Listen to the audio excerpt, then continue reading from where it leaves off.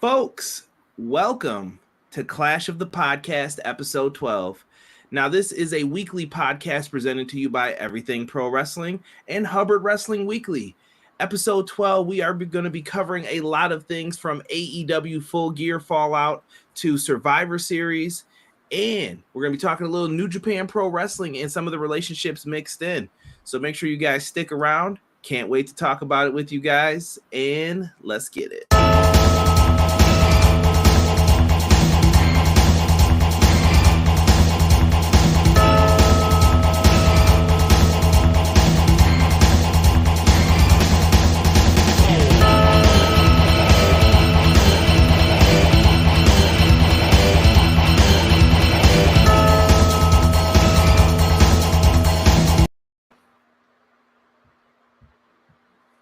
It's all on you, good sir. What up? You already know what it is, man. I'm excited, yo. First of all, welcome, as my brother Conrad said, to another edition of Clash of the Podcast. Hubbard Wrestling Weekly's in the building. Everything Pro Wrestling's in the building, and we're so happy to have you guys. Sorry for a little bit of a delay. We're not going to ignore the elephant in the room. Couple technical difficulties. It's all good, but we are here. Thank you, JJ. None of us are getting any younger, girl, but we are here.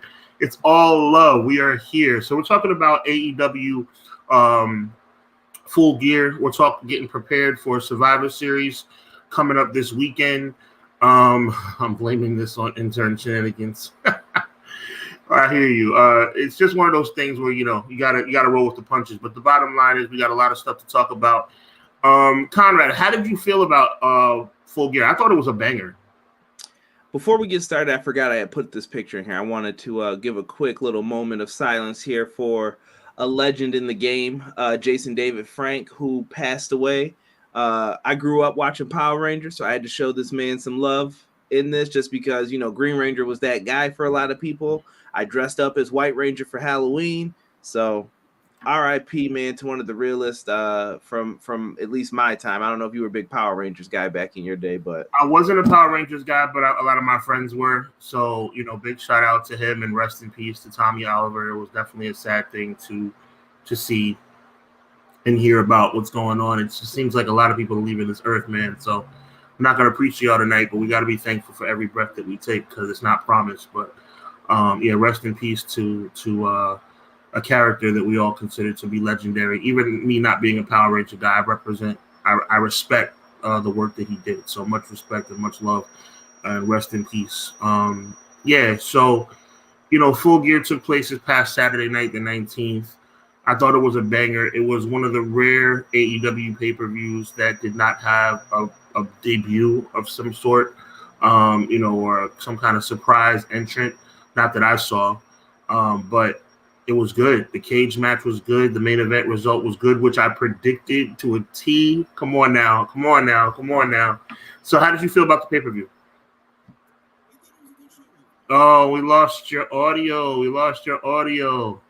Oh, my goodness. Okay, so basically while Conrad figures out his microphone situation, I want to hear from you guys how you felt about the pay-per-view. But first and foremost, definitely thinking about the cage match, and I want to review that.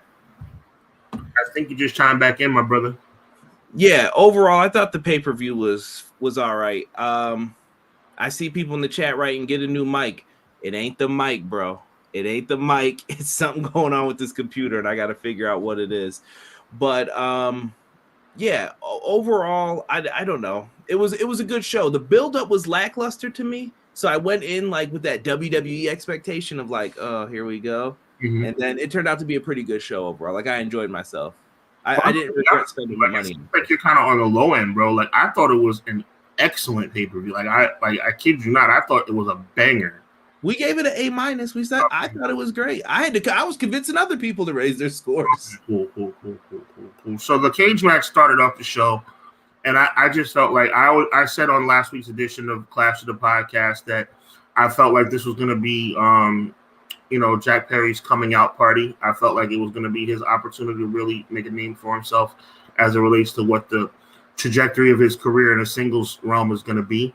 And I think he more than stepped up. Big shout out to Luchasaurus. You can't have a dance partner without a dance partner. You can't have a dance without a dance partner, let's say. So definitely Luchasaurus deserves a lot of credit as well. But this was Jack Perry's night. I'm calling him Jack Perry because I'm thinking that the Jungle Boy thing is going to go eventually. He touched on that a little bit during the post media scrum, but obviously no changes right now. But I felt like he showed the world that he can be a primetime player. I don't know where this goes from here. Obviously, he's had the same dance partner, whether as a tag team partner and now as an opponent. Now he's going to have to venture off into the world of unknown by himself. He was always with Luchasaurus as a partner. He was always with Luchasaurus as an opponent. So now it's a situation where what do you go from here? So he's going to have to figure out what happens next. But for his main card, singles, big time debut, whatever you want to call it, he's 1 for 1 in my book.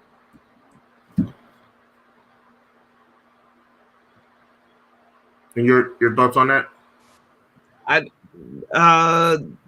Yeah, you're probably right though. With like the whole, I feel like it's the JR thing that creeps in. He reminds me of like Sean Waltman. You know how he used to do for him. He'd be like, "That's the 1, 2, 3 kid, Sean Waltman out there." Like he tried to add that level of realism for the wrestler. I don't know. I thought that it was really good for what they were trying to do with him. I thought it was a great moment for Jungle Boy. I really wanted him to have that like Jimmy Snuka moment, like coming off the top and doing his thing. What up, Damon? I see you in the house, man. Thank you everybody who joined in here as well. Please leave your thoughts on everything. We'll post them up here as well. And whoever put up Bow Wow, cut it out. We ain't talking about no Bow Wow up in here. Oh, but you know what? Like, who said that? Yeah, it's unfortunately looks like it's true. Wait, what? Bow Weezy's coming in? It looks like this situation with Jade Cargill is starting to become more real. When I say more real, I'm talking about real as a storyline possibility. And I thought at first it was just a Twitter beef between two celebrities that saw each other on Twitter. But this latest little issue that they had where she was in his face and got up in his face and, you know, and whatchamacallit, the baddies were there too. That seems storyline to me. So you could see Bow Wow in AEW soon. I hate to say it, but that's what it looks like. Who's going to be in this corner? Free and AJ? What is this? I don't know, man. I don't know, but I know that what I saw online yesterday was storyline to me. I mean, I don't think Jade Cargill would be hanging out with the baddies in her real life. You know what I'm trying to say? So the fact that they were together and approaching Bow Wow in a aggressive manner, that seemed storyline to me. That seemed like it had Khan's name on it. It seemed like it had AEW Creative's name on it. It did not seem like a real life altercation. So yes, Bow Wow looks like he might be on his way. Man, I'm hurt hearing this. I'm hurt. And Matt Lopez is in the chat saying Bow Wow next TBS champ. Oh, Come on. We can't do that now. And now I hope you're wrong, but I see where you're going with. That's a shame. And that's a big story too, because Bow Wow, to me, it's a big story for the wrong reasons, Conrad, because it's a situation where you have a B-list celebrity coming into AEW. This is not like Shaq and Cody Rhodes. I thought Shaq and Cody Rhodes made sense. That was cool. Bow Wow and Jade Cargill, like, I hope it's not what it looks like. I hope it's not what it looks like, because it looks like he's coming. Yeah. It could be. I'm assuming you didn't see the clip. I did. I saw. I don't know what. So, do you know what was happening? All I saw was that there was some type of popcorn being thrown. Security escorts the girls away, and then Bow Wow talking. It was First of all, again, just to kind of review a little bit, I don't want to give too much merit to this, but it all started with Bow Wow trying to ask out Jade Cargill online on Twitter, and Jade Cargill said, "You couldn't afford me." That seemed like a real life Twitter, interaction that basically was like, okay, whatever. The reason why I feel like it's now a storyline AEW possibility, like for real now, is because Bow Wow was at one of his shows at the Millennium Tour. And somehow Jade Cargill and this is the key, and the baddies are now at the Millennium Tour at his photo op, and they're getting in his face and throwing popcorn. So to me, the fact that the baddies were there, that seems like an AEW structured altercation. And if that's the case, that means Bow Wow's coming. Oh no. Oh no. What are we doing? Okay. I hear you on that. Were there any other matches, Sean, that surprised you for the night? I thought that the Elite losing was a surprise, but it was a pleasant surprise. I didn't feel like the Death Triangle should take the L just because the Elite was coming back. I felt like it was a good deal for them to retain the titles, the trios titles.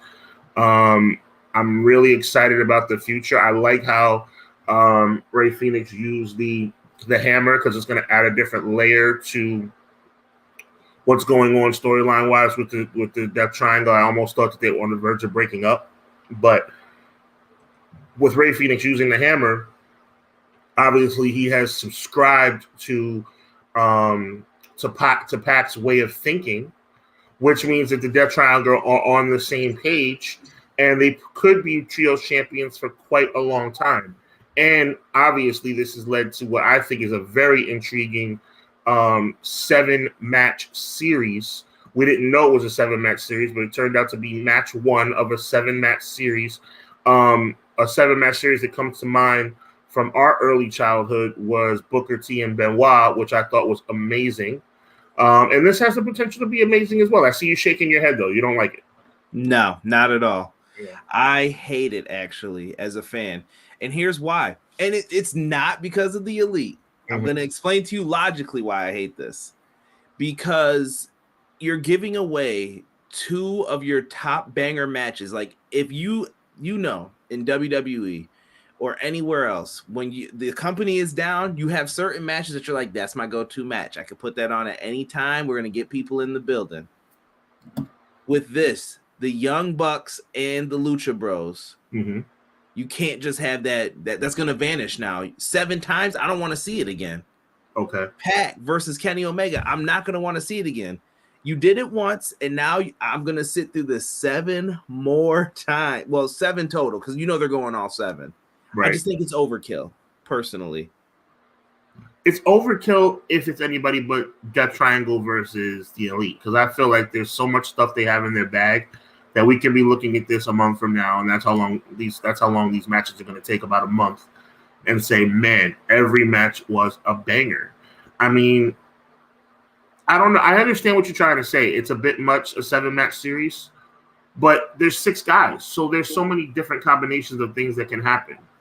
How can you get bored with the Bucks and Omega and the Lucha Brothers and how can you get bored with those guys, man? I mean, 7 matches does seem like a lot, but it could happen. I think it could happen. Okay. I don't know. We'll see. Ask me this is going to New Year, right? Ask me by New Year if I'm fatigued of this match. I just think you don't want to burn through it because you have bangers all throughout that you could do a Penta and Kenny, Penta and Phoenix. Am I going to want to see it after you do 7 matches? I think you'd have to go away from it for a while. Okay. Let me see here. Big T, no disrespect to Bow Wow. Y'all talk about Bow Wow's athletic. Bow Wow was at WrestleMania 24 and they didn't even acknowledge him. I want y'all to go back if you could find Bow Wow in the crowd. I remember that moment. I was like, yo, this dude's career is done.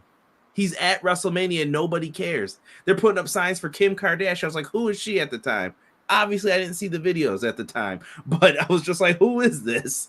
Like, what are they doing here? So maybe I see people upset with the Elite. Sean, before we get off the Elite thing, how did you feel about the FCM Punk chants?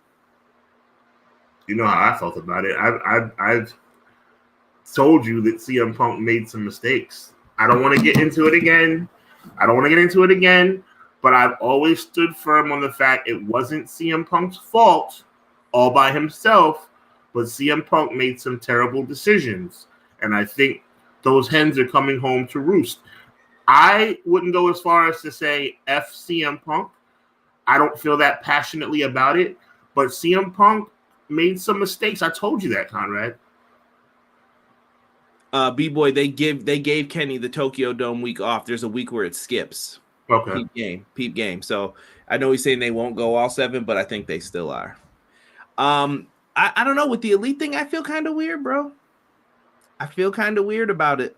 I think that I feel like, so I watched BTE today and I felt like they knew what they were doing when they came out with the song. First, BTE, the song changed to this, like, I'm going to punch you in the face, I don't take no S, all types of stuff. And I was just like, okay, that was an interesting song for them to cut to, even though they had the rights for it. Then they show Brandon Cutler filming the crowd as they chanted that, and the Young Bucks are taunting with it. And I'm like, these dudes are still EVPs. And they're saying that this is okay. And this guy is still employed by you. Shout out to the new CM Punk t-shirt they put out today, too. Very funny, and it's very weird, man. It's a very weird environment right now. What's weird about it? CM Punk's coming back. Right, but... Wait, come on. Like you're a smart guy. You know the deal. He's coming back. No, but is this a work now at this point? Do you think it's like they've mended fences? Because for you to show CM Punk, and I'm just like, how would that make you feel if you're sitting at home and I'm like, how am I going to make money off of this? Would be the only thing in my mind if I'm a wrestler. It's going to make me feel great when CM Punk comes back, even though I've been very critical of his behavior. When CM Punk comes back as a master, crazy, over-the-top heel and starts killing everybody. Right? I'm calling it now. The Elite win the titles back, and Punk and FTR or House of Black make their return. I can see that happening, Big T. Not bad. I can see that as well. BJ says, I wonder if they're doing all this to see how well the ratings will cover over the holiday season to help Discovery give them a better deal for ROH. Maybe, but that doesn't pertain. Right. I don't think it's applicable in this guy. So I see what he's trying to say, though. Yeah. Craig thinks they're getting tore up in Chicago. What do you think? Over under? You think the Elite are going to get it bad, or do you think everyone's going to side with them? Because Chicago's a pro AEW town. Chicago's a pro AEW town, but I think they're going to give it to the Elite pretty hardcore because they're CM Punk people. I think they love CM Punk more than they love AEW. Cray and everybody is still yelling in the chat. It's a work. It's a work. We'll see. We'll see if you guys are right. I don't know. It's going to be interesting. You're talking to a guy who actually thought for a long, long time that the Montreal Screwjob was a work. So I'm highly critical of these quote-unquote real-life situations. Whoa, time out. We're rewinding back to that. What do you mean thought it was a work? This is clippable, by the way. Yeah, 17-minute mark. Write that down. Montreal Screwjob definitely could have been a work, like hardcore. Like you're putting out. They didn't cut the camera when Bret Hart did the WCW call signs in reverse, so it could be read correctly on television. You got him spitting in Vince McMahon's face on television. You got him tearing up the cameras on television the next night on Raw. You know, they do this whole interview. It turns into the Vince McMahon storyline. Like, it's highly probable. It's highly probable that 25 years ago, almost to the day, that is back on November 9th, that Montreal Screwjob was a work. So fast forward CM Punk. Oh, CM Punk had a fight with the guys backstage, and he's off the scene, and CM Punk is having an issue with the executive vice presidents, and now they're back, and FCM Punk chants, but yet they're dropping a CM Punk t-shirt at the exact same time. Like, give me a break. It's not even clever. Like, a blind man can see it. Ray Charles can see that. We'll see. Punk is very smart in remaining quiet, I'll say, in what he's done. What up, E? And by the way, I don't feel sorry for Bret Hart either with that, because I think that was as bad as his Goldberg remarks. You didn't even have to say that. Shame on you, Sean Hubbard. Shame on you. Well, that's a talk for another day. One day we'll have to get into some of the mysteries of wrestling every week that have just been beefs for such a long time. People are talking about we're going to see Punk on Wednesday night. I don't know if we see Punk on Wednesday. I think he's going to wait a while before he makes that comeback. The screw job was a work, then it became a shoot, then it became a work. You know, if you just let the people talk to us, Conrad, you built a wonderful platform here, my brother, and these people are smart. Just because it sounds like me completely like dogging people out as the words come out of my mouth, it doesn't make it any less true. HBK did let's call a spade a spade. I have infinite respect for Bret Hart, But Shawn Michaels did what he had to do. Vince McMahon did what he had to do. And at the end of the day, it was a work. What does Vince McMahon not hire professional cameramen that know not to cut away when Bret Hart puts up the WCW call signs? Let's grow up a little. Let's grow up a little bit. Let's grow up a little bit. It's 25 years later. We were like 7 years old. Let's grow up a little bit and understand that it was a work. I mean, it was a work. So when I was a kid, I didn't watch it live, so I felt very weird about it. But let's get back into Full Gear real quick. We can talk about this all night. Exactly. We could talk about the other one all night too when you look at both sides of it. Tony Khan, once again, I want someone to hold Dave Meltzer's feet to the fire because he swore CM Punk got Colt Cabana removed and Tony Khan said no. Someone's lying. So who's lying, right? But we won't get into that right now. Any other matches that you'd like to get into from Full Gear? I thought the tag title match was a little clunky. It was a little clunky. We all kind of saw the Swerve and Our Glory breakup happening from weeks and weeks, but Bowens was quote unquote injured, and I mean we've seen that storyline play out. Kayfabe injuries that lead to really cool comebacks in the match that lead to victories, but it was a little clunky. It just seemed like they had it didn't get that momentum, especially the same kind of momentum that they had in the first match, and especially the momentum they had at Arthur Ashe Stadium. But I mean, it was a good match. I feel like the right team won. I love their commentary after the show on the post show. I mean, my goodness, they said that they feel like they're the best tag team in the world. Obviously, that's a stretch, but they're on their way. They're on their way. But the booking of that team is going to be so critical. And I'm going to put it out there right now. They need a signature win. And a signature win is not, with all due respect, I think they're great athletes, but a signature win is not Swerve and Our Glory. They've won 2 out of 3 from them. It's time to move on. They need a Young Bucks, Death Triangle, kind of team to step up and put on a groundbreaking performance that can really put the Acclaim on the map. I hear you. I even agree with you. But I have a different fear that's coming up. And this has been coming to roost for a long time, Sean. I've been saying this for 3 months, I'll say. FTR are due. They're just due as being the top tag team. And right now, we got a young team that caught fire in the Acclaimed. How long can you keep this up? I don't have a problem FTR being the number one challengers, but I do have a problem, and watch how I word this. I have a problem with it being a foregone conclusion that when and if the Acclaimed defend against FTR, that FTR has to win.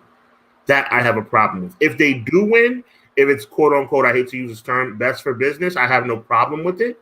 FTR is one of the best teams in the world right now, probably top 3. But I have a problem if you or anybody else is saying if and when the Acclaim defend against FTR, that FTR has to bring home the belts. I have a problem with that. I like the idea of them facing each other, and I like the idea of the Acclaim successfully defending the titles and staking their claim of legitimacy. You got to understand, and I hate to say this, and the chat, please chime in. I hate to say it, but I don't think the Acclaim have arrived as it relates to levels of believability as being one of the best teams in the world.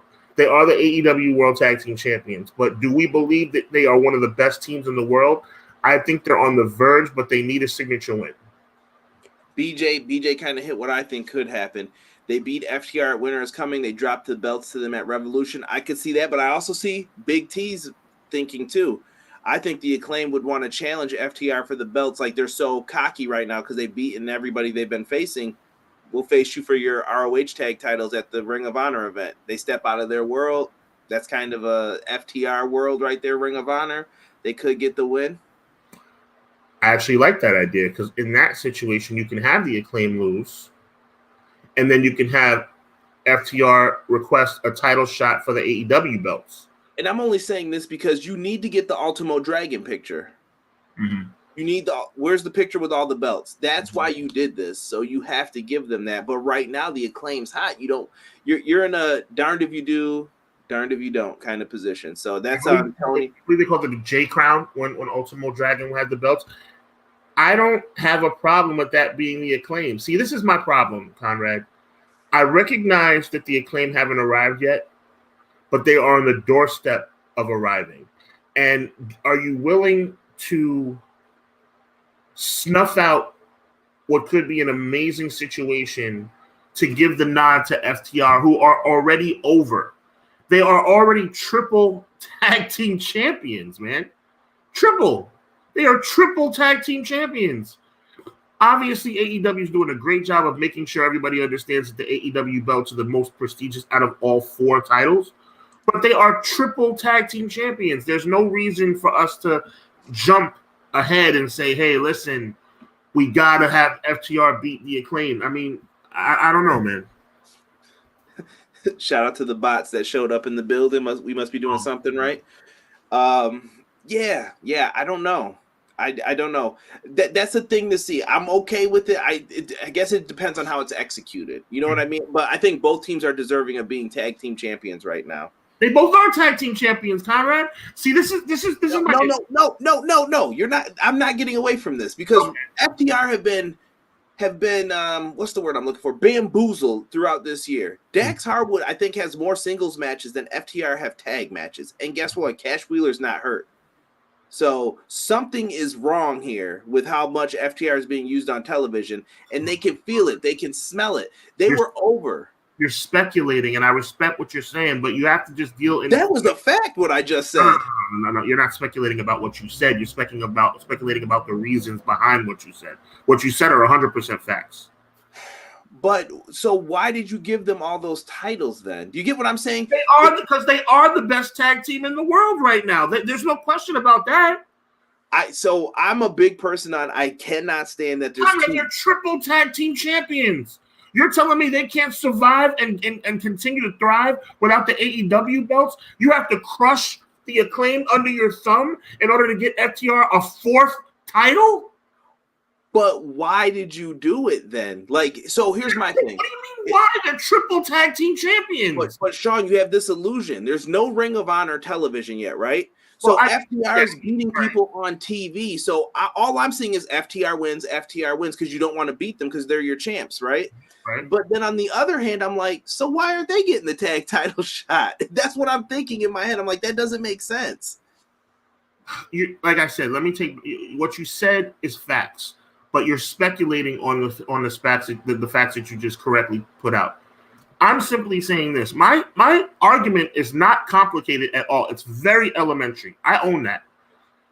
On one side, you have triple tag team champions that are universally recognized as the top team in the world right now, with the exception of maybe the Usos, maybe New Day. New Day not so much anymore, but maybe the Usos and maybe the Bucks, right? Then on the other side, you have the AEW World Tag Team Champions that are the people's choice, especially AEW originals. And at the end of the day, you have a choice. Let's continue to let FTR sell out buildings and get major reactions with three world tag titles over their shoulders, or give them a 4th title and in the process kill all the momentum that you built up with the Acclaim.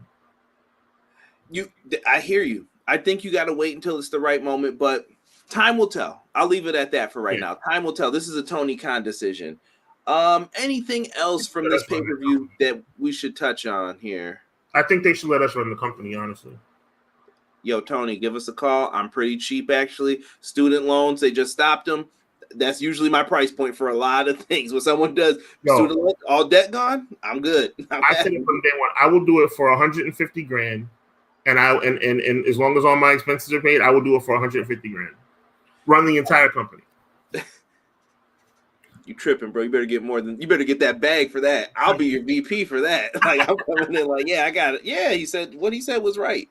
In what my partner Derek called match of the night, and I will agree, I think, after looking at this card, I was going back and forth on what I would have picked because I really like that steel cage match too, but this is probably match of the night. Jamie Hayter finally becoming the interim women's champ.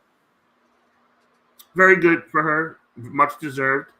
I love how AEW, this is one thing I got to give AEW credit for. They listen to the fans. I believe that the Acclaim winning at the Arthur Ashe Stadium in Queens was directly related to the response they got when they lost the first match with Swerve in Our Glory. And I feel the same thing about Jamie Hayter. I feel like Jamie Hayter has had this groundswell of support from the fans. I think it's eventually going to lead to a feud between her and Britt Baker. And I think it's going to be really good. I think she deserved it, and I think the right person won. And no, they're not injured. I see people putting Jamie as the goal. I'm happy for her. I really thought this was going to go a different way. I thought that Britt Baker would cost her the match. She becomes babyface, and then she'll be the one to face Jade. So I'm kind of happy I was wrong because I wasn't expecting it. Mm-hmm. And I like that Britt Baker pulled off the shirt, and she was wearing the Jamie Hayter shirt. Like, yo, this is her time.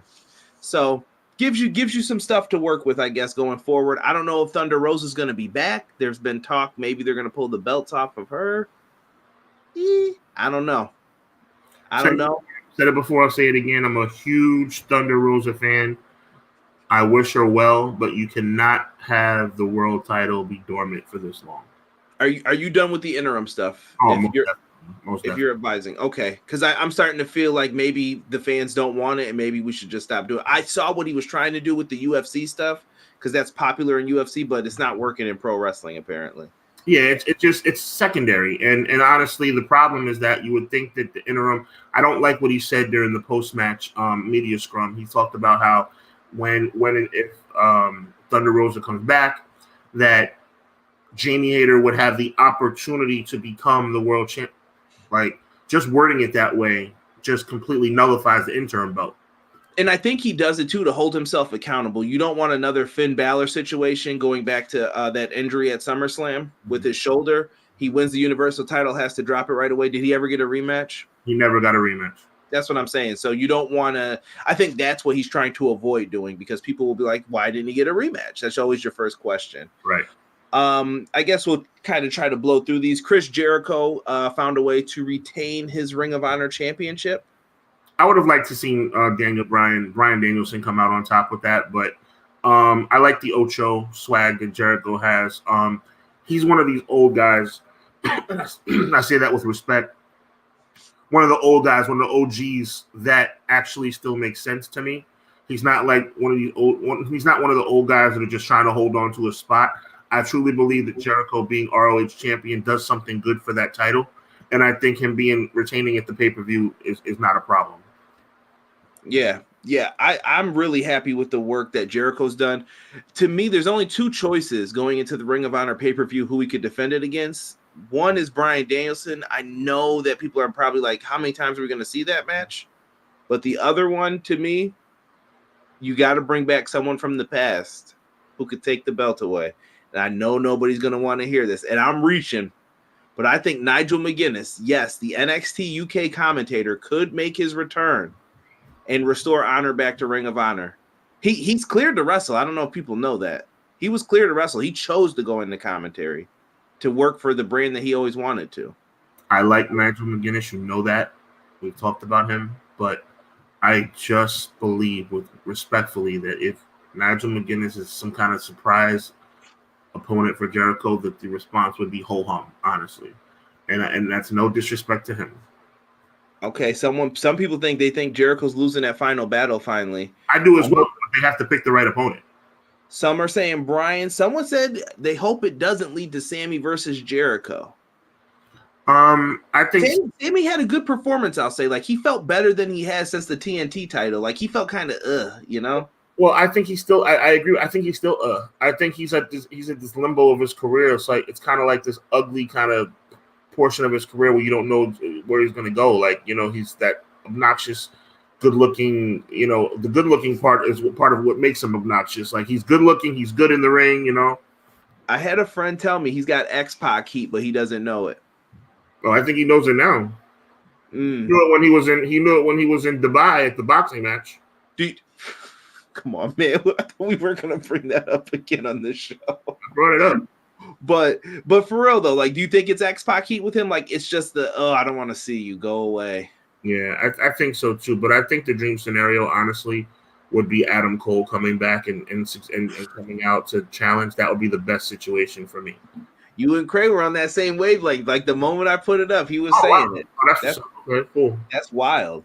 Someone said if Joe didn't turn heel, yeah. That was weird too. Samoa Joe wins the TNT championship. I wonder if you're going to unify those belts. But see, Conrad, and this is another thing, more blast from the past from previous episodes we've done together. I am not a Wardlow fan. I'm not. I think he's limited in his character. Bro, I thought Hobbs was winning.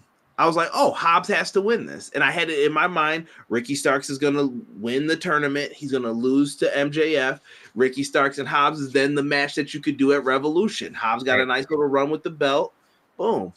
Nope. Definitely swerved me again. I got played. So it's and big respect to Joe, too. I mean, just Joe having 2 active titles over his shoulders. I love that. I thought you could unify them, though, and at least drop one.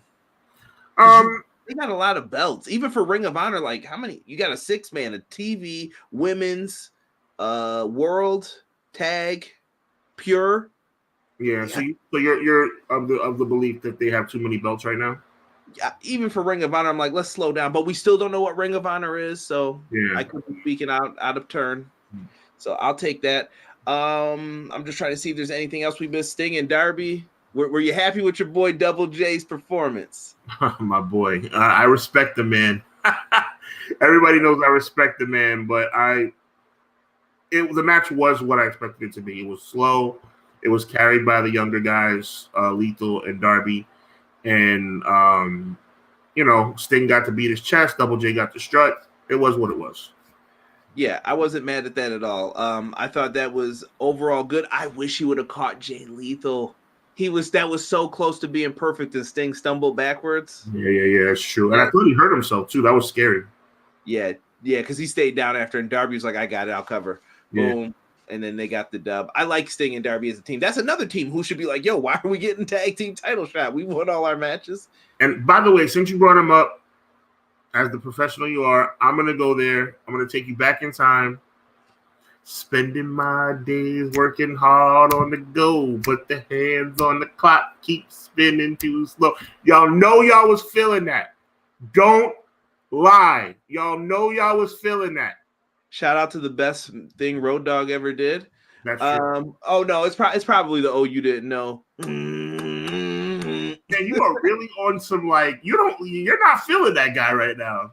I'm not feeling that Brett comment. That was dirty that he said that. It was a little foul for someone who's got like 3 moves to try and talk about Brett like that. No, you're 100% right. Wait, 2 Samoans named Joe are double champs in wrestling right now. True. And BJ, we done told you about this in the chat now. It's usually the wee woo that'll get you kicked out of here, but I'm gonna let it rock. It's my world. I never thought we would see a TNA chant happening. The most under. I'll go a little bit further with it, bro. And this is a controversial statement. I'm almost hesitant to say it. The most underappreciated pillar of professional wrestling, Double J Jeff Jarrett. Tell me I'm wrong. Tell me I'm wrong. I need time to think about this. Oh, we lost your audio again at the worst possible time. Oh my God! But yeah, while you get the mic back on, I think Double J is one of the. First of all, it's undeniable that Double J is a pillar of the sport, right? 100. Right. Oh, here we go. You're back. You're right. One of the most underappreciated pillars of pro wrestling, Double J Jeff Jarrett. Guys, I really don't have time to answer that, so we're gonna move on with the next segment. You make me sick. We have an incredible main event that happened. Sean, this is your glory moment. You called it. I called it. I mean, I thought I felt like it was kind of hiding in plain sight. I felt like big shout out to BJ. I appreciate that. Yes, ML, answer it. That's right. ML, I like that. Tell him to answer the damn question. But anyway, real talk for me.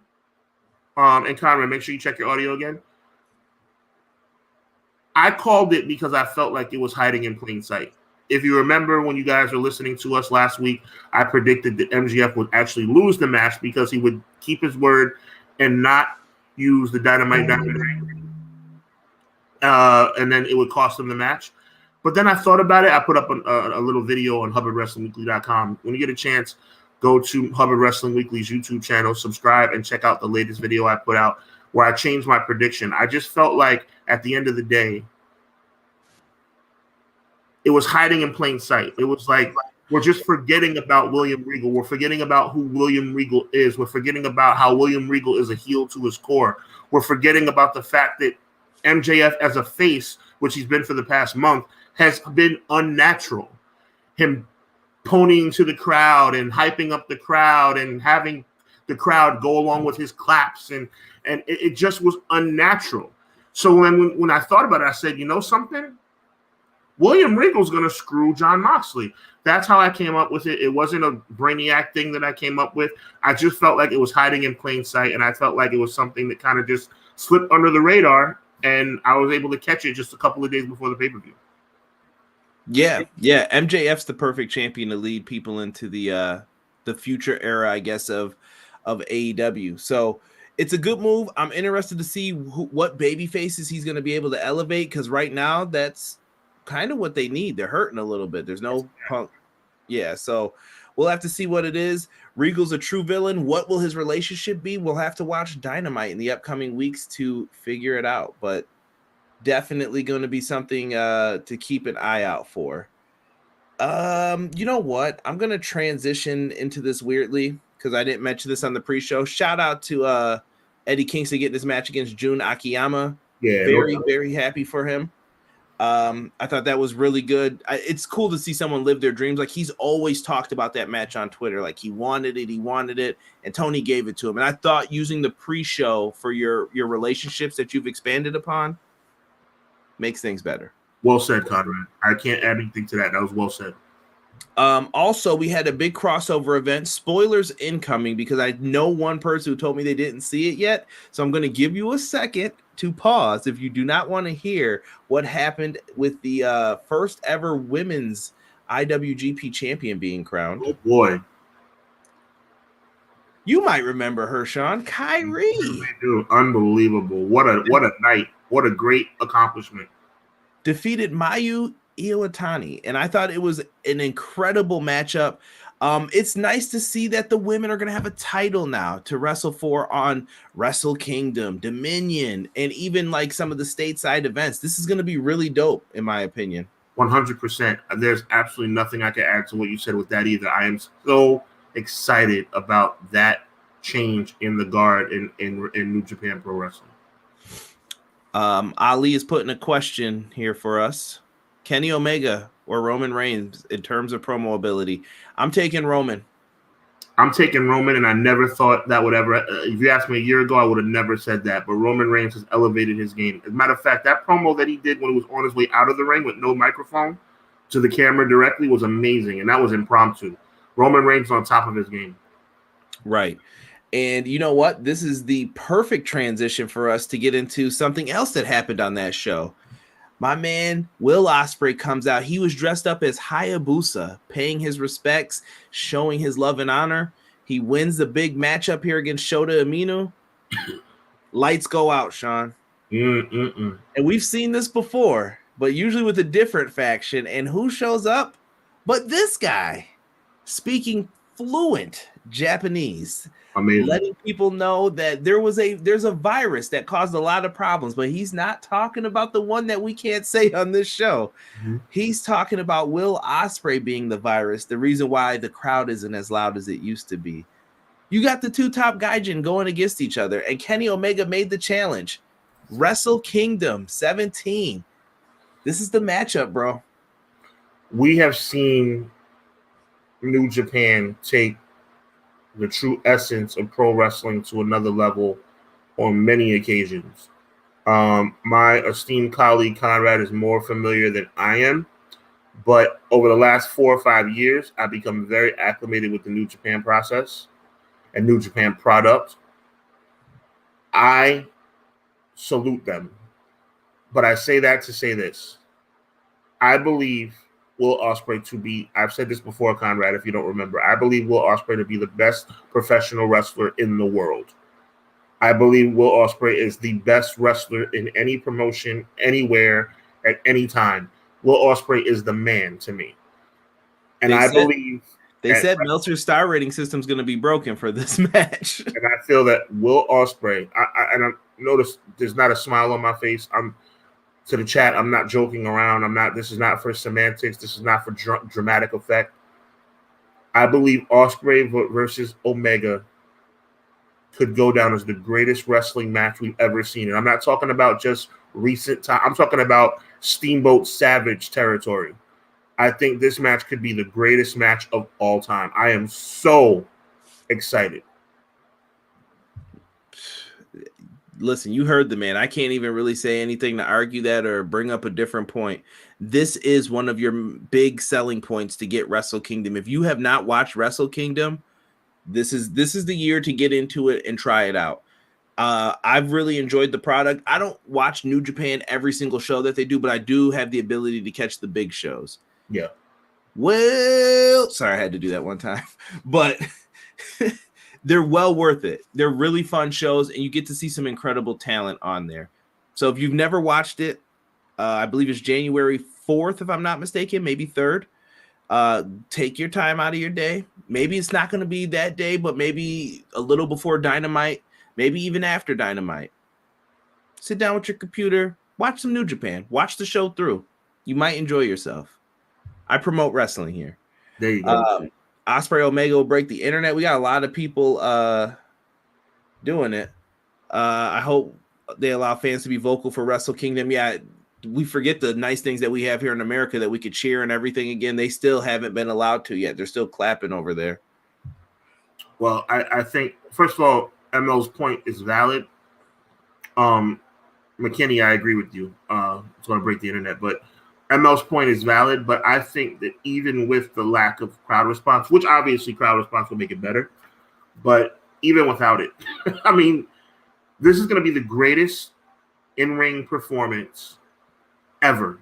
I mean, you have two of, in my opinion, literally the top 3 wrestlers in the world going head to head, and the guy who I consider Will Ospreay to be the greatest wrestler alive today, and I can't even express to you how excited I am about that match. That is a massive, massive, and it often makes me wonder why New Japan is not further up on the totem pole as it relates to, world promotions. I mean, people kind of generally put it at 3rd or 4th, and it should be like up there. It was number 2, I thought, at one point in time, personally. Okay. I thought they had it. I think AEW came in and they kind of were like, we're going to take a couple of your guys and we're going to just knock you down a little bit of a peg. Sorry about that, but we can still be friends. But remember what I said about that best of 7 series? No Young Bucks. What are they going to be doing? Does Tony let them go over? FTR are the IWGP World Heavyweight Tag Team Champions. What are they going to be doing on the show? They're going to want their belts defended on the biggest show. And I'm looking at... I'm sorry. I said, of course. You've got Okada, Jay White, which is a classic matchup. Jay White is the world champion right now over there. You've got a lot of good things happening. I encourage people to check it out. I'll probably have some type of coverage on the channel. I can't promise you a review because I can't promise I'm staying up at 7 a.m. to do a wrestling review for y'all. But you'll get some type of coverage for it. Yes, I'll be doing some written stuff, some articles in the lead up and review of that show. It's too important not to document. I like it. And let's get into what everybody's been waiting to hear us talk about. Let's talk Survivor Series here a little bit. We'll give our predictions and such because it's happening next Saturday. It's going down. Your thoughts, Sean? Go ahead, carry this for us, brother. You cannot The tone is just what sets it off for you. I said it last week. I'll say it again. Yes, it's nice that they're bringing importance back to the Survivor Series, but the Brawling Brutes should not be in the match. I think they kind of saved it with Kevin Owens being involved. They're leaving a little bit of mystery on who's going to be the 15 member on Bianca's women's team. I'm excited, but I'm not as excited as I should be. Do they have some major shoes to fill as it relates to coming off the heels of Full Gear. And I don't care how WWE tries to ignore the competition. They need to be ready because Full Gear was a banger. And EPW graded it A-, Hubbard Wrestling Weekly graded it A+. So I don't see anything on this card that's going to make this show an A+. I'll start off by saying that. I think that Shotzi versus Ronda Rousey is laughable. Laughable. I think that this match is an obvious win for Ronda Rousey. I think it's a shame that they would even put Shotzi in this position. It should clearly have been an elimination match with Ronda as a captain and, I don't know, somebody else as a captain, not even Shotzi. I would have had no problem seeing Shotzi on somebody's team. But a one-on-one match for the women's title at what's supposed to be the biggest Survivor Series in 10 years, laughable. Like I said, Brawling Brutes as part of Sheamus's team. And by the way, WWE is billing this as Sheamus's team, not Drew McIntyre's team, which I thought is a surprise, but it's definitely coming across as Sheamus's team. So that adds a little bit of disappointment to that match. They're holding off on who's going to be the 5th member of Bianca's team. Don't be surprised if it's another letdown. I thought it was going to be Sasha, maybe Naomi. Clearly not. It's going to be like Candice LeRae. It's going to be, somebody that it's going to be like, oh, ho-hum. It's going to be another disappointment. I'm very dissatisfied with you talk about the build-up, Conrad, to Full Gear. I am disgusted with the build-up to Survivor Series. I was excited for 2 minutes when they announced Survivor Series Wargames. The build-up has been disappointing. The team members and the participants have been disappointing. And it's looking like this show could be disappointing. I see a lot of the chats agreeing with you on what's being said. So let's start with the match that you brought up because this is the least interesting one to me. Ronda Rousey. The least interesting one. I'm sorry. You can't see. You are just as mean as I am, but you just do it on a sneak tip. Chat. This is how he did it. It's like you say it under your breath. I heard you, and they heard you. You're just as mean as I am. I went to the school of professional journalism with Bobby the Brain Heenan. I know how to talk about these things. I'm a professional journalist too. The match sucks, and it's stupid that they even put it together, and it was stupid when they announced it, and it's a waste of pay-per-view time.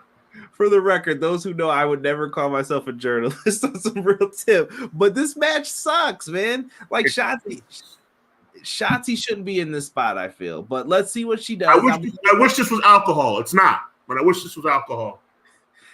I want to see what they can pull out of this one. Ronda got everything that she wanted. Maybe Shayna Baszler is going to be out there to give her the assist. I kind of like them in a dynamic together, but how are they going to pull this off? I don't know. Ronda's big match is against Becky one-on-one at Mania. That's what this is leading to. This is terrible, Conrad. This is a terrible match. I mean, terrible. I don't want it to be, is where I'm going for this. Crap. Good God almighty, Conrad. Shotzi challenging Ronda Rousey at what is supposed to be the most important Survivor Series in a decade? Shotzi? That's it. That's what we got. Oh my sweet! I cannot explain to you how devastated I was when Shotzi became the number one contender. They got some work to do. The buildup for this has been mid. People are saying is a bad idea it's a dumb idea by bad creative. I think the one positive I could say, not so interesting. The match may blow the expectations. Yeah, Matt's right about that. That's true. That's a possibility.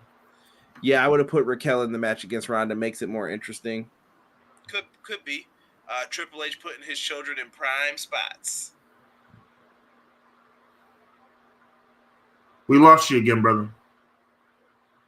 I just, while he gets his audio back, I just can't tell you how disappointed I am, guys. I mean, it's one of those things. You watch SmackDown, you watch Raw, you know their number one contender matches, you know there's situations coming up where there's going to be a possibility that there's going to be stuff happening that's going to lead to, like, for instance, we're going to talk about this a little bit more. Mia Yim being added to the women's match. What? Why? Let's get through these first. No, because I'm really mad though. Like you're laughing. I'm dead serious. I need you to save your anger though, because I need to build this up. Bray Wyatt, LA Knight. We got some build to that little slap across the face from LA Knight, or should I say LA Knight? Yeah, dummy. What do you want from this? I don't know what we're getting. It's Bray's finally going to wrestle. They're doing something. The fact that Bray is going to wrestle is a positive.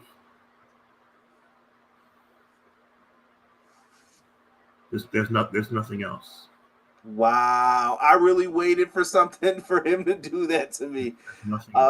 This is going to be a match. I hope this doesn't hurt LA Knight's. You hope it doesn't hurt LA Knight? You hope it doesn't hurt LA Knight? He's going to squash him. And all the work that he's done to get away from Max Dupree or whatever his name is going to be for naught. See, this is what makes me angry about you, Conrad. You're a very smart guy.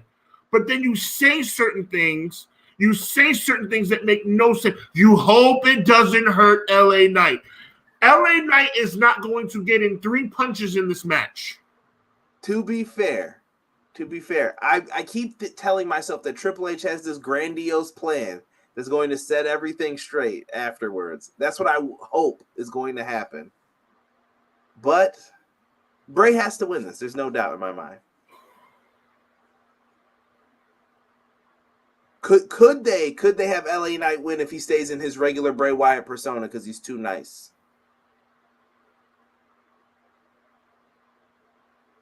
Moving on. Yeah, so next up, this match is one that I want to care about, but I can't, I feel like. AJ Styles, Finn Balor, Battle of the Bullet Club leaders, the first two.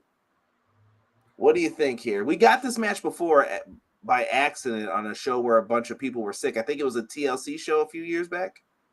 I've been up on my soapbox for about the last 7 minutes. I want to come down now.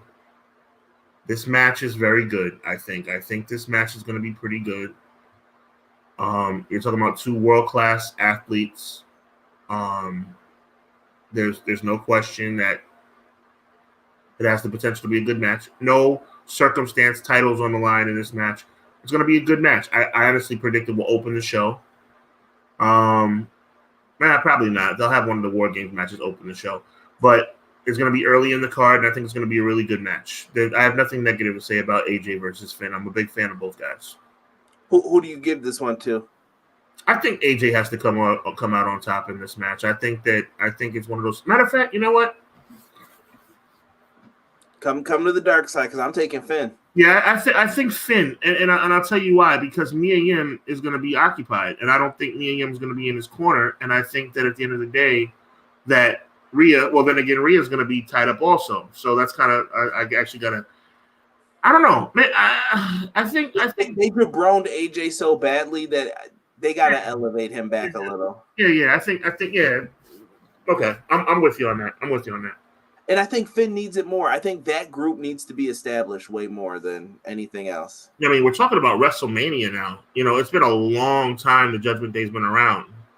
Damon just hit this, and I'm going to get into this because this is going to make Sean mad for his next point. But why is this match not the first mixed traditional Survivor Series match? That's a damn good question. My argument, I guess, would be sponsors. Yeah, I guess so. But man, oh man, I would have put, if I was in charge, I would have pushed for it. I would have made any provision to make sure the women didn't touch the men or whatever the case may be. But at the end of the day, man, that's the route they should have taken. Yeah, you could have even had here's the thing that worries me. So we're going to get into the women's right now. The bait and switch that you could always do with these matches. WWE is known. I've been calling it for years. I write it on Twitter at EPW Show, also on Hive now at EPW Show.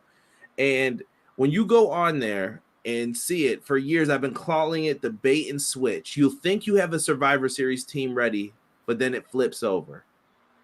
I think we could see this happen with some of these teams. If it does, it's got to happen tonight or on the show, though. So, well, I mean, who are you going to have it? First of all, I think the week league on this. Can you pull up the teams again, please? Yeah.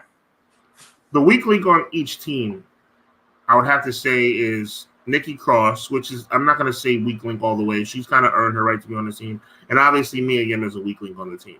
So I think it's that which one of these is not like the other. Yeah, facts. So at the end of the day, I guess you can say they're the guys, the ladies that can be attacked and taken out of action. But I don't trust WWE anymore. I mean, you might have Mia Yim sit up here and get attacked tonight, and then they'll replace it with Dana Brooke. I don't trust them. I think tonight on Raw, if I was in charge of this, just throwing this idea out here. And this is me pitching it in a room to Triple H or Sean. Sean was probably in charge of GFW with Jeff Jarrett at one point in time. If I'm pitching an idea, talk about Jeff with such disdain. Every time you mention his name, you talk about him with such disgust. He's a pillar of the wrestling community. Damn it! He's got that powder going in the guitar right now. For 30 years, man. 30 years. He knows. So listen, but hear me out on this idea. Dakota Kai, do you remember in NXT what happened? Oh, I loved it. I love when she turned. Turned. Why don't they bring it up as babyface and say, can you trust her? She turned in a Wargames match already and let her whole team down, and that's the reason why that team almost lost. But they're the World Tag Team Champions. Right, but cause that dissension, and then that makes them get upset enough to take out someone on the other side. Oh, okay. Then you could take Mia Yim out. What happened to Mia Yim? Well, she's going to be on crutches, but she'll be in AJ's corner. Right. That's a good point. You could do something like that. To me, it's more about being involved in the stories with Triple H. So what's your story right now? And then this could have a lot of work to do between tonight and Saturday. You got 3 hours of time tonight. Use it wisely. And by the way, speaking of attacks in the back, did we ever find out who was getting attacked in the back or in the backstage area back when Triple H first took over? Remember those vignettes where people will be in the back and people will be getting knocked out and there'd be ambulances and people running in the back and nobody knew what was going on? No, I think he was just trying stuff. Gotcha. No idea. We went real Vince with this, but who do you give the win to in this one? Damage Control, I guess. They need it. I'm kind of with you on that. I would give it to Damage Control as well. Let's see what the chat. We got some comments in here. Slap nuts. You guys are terrible. If Dana Brooke gets added to this match, it's a fail for me.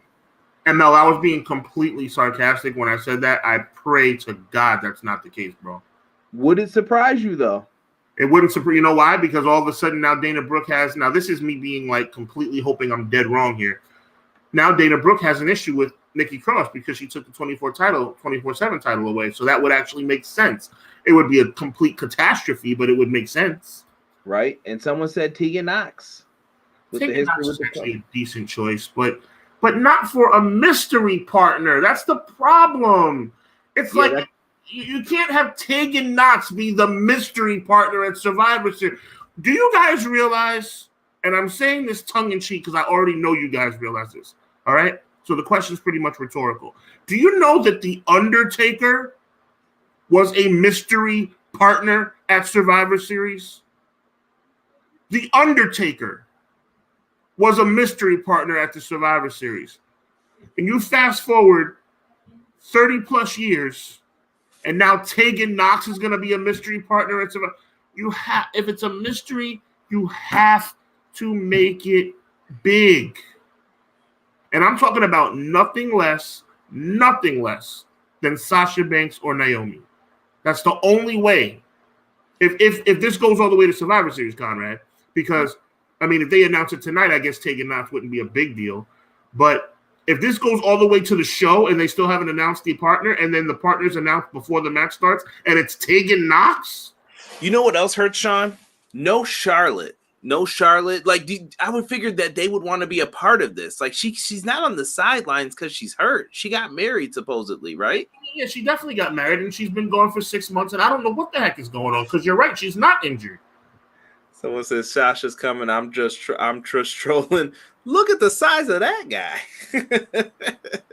That's a classic. When Taker came out. That was pretty cool. I don't know. Was it Gorilla who said that or Roddy Piper? I can't remember who was on commentary for that event now. It was Roddy and Gorilla. I'm gonna guess it was Roddy who said that. Okay. Just by the way Rob wrote it. Shout out to who said that? Shout out to AD. Yo, I think the word was look at the size of that ham hock. Look at the size of that ham hock. I think that's what it was. Right? Yeah. Ready to throw bows. And let's talk this main event before we get up on out of here, man. We got the Bloodline versus the Brawling Brutes. I think this is a really cool opportunity to have Roman Reigns lose for the first time without having to lose. I think KO should be the survivor. And I think KO should move on to challenge Roman Reigns again for the title and a nice fresh remix of what we saw in 2020. Obviously, he would be unsuccessful in his opportunities to try and become champion, but I think Survivor Series should be a KO night, honestly. We have confirmation that it was Roddy. There you go. Because somebody said I watched Survivor Series 1990 last weekend. Nice. Naomi is the surprise fifth as Sasha shows up to confront Ronda. I said it. Woo. I hope you're right. That would be awesome. That's bold. I'm gonna take the Bloodline here. I don't know why. I feel like they're gonna try to swerve us a little bit. Okay. I think we'll see something with Sammy and KO to start that there's like that soft spot, like, oh, my friend's hurt. Mm-hmm. But I think you could play off that Kevin Owens has that MCL sprain that they didn't want to mention, and then that's what they used to get the win. I will say this, that I think KO being added to the team actually saves it from being a complete disaster. I thought SmackDown was actually really good. It wasn't bad. It wasn't bad at all. But as far as it relates to the team itself, which I've had a lot of problems with specifically Ridge Holland and Butch.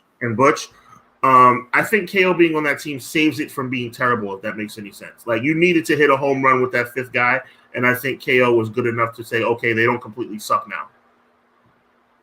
Okay. Because to me, Sheamus, Drew, and KO deserve to be there.